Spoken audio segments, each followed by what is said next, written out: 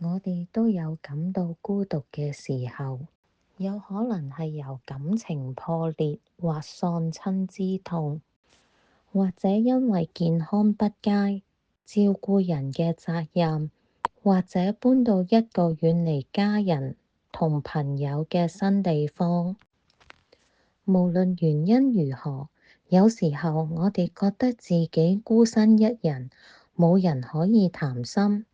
即使我哋住喺大城市，身邊有好多人，可能仍然感到冇人真正理解或者關心自己。如果你感到孤獨時，可以採取以下幾個簡單步驟：保持與人聯繫。與家人、朋友定期傾偈，有助於減輕孤獨感。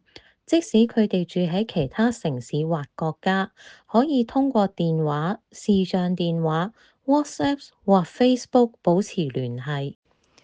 加入群組，有好多地方可以讓你親自同人見面，飲杯咖啡，或者享受一項愛好或運動。可以去社區報告版或到圖書館詢問更多信息。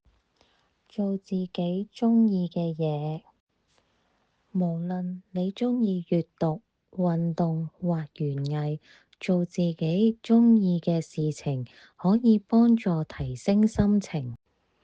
如果你嘅愛好喺室外進行，效果會更好，因為新鮮空氣同陽光確實可以幫助你感覺更好。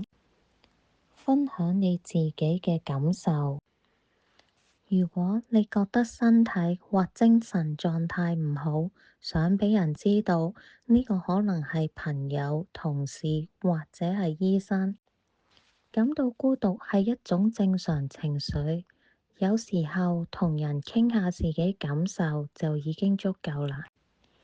同其他人聯繫或參與義工，試着想想嗰啲可能感到孤獨嘅人，並主動提供幫助。簡單地陪伴就有好大嘅幫助。聯繫同關心佢哋狀況，可以約佢哋飲咖啡或外出散步。參與義工可以識到其他人嘅方式，幫助他人可以提升自己心理健康。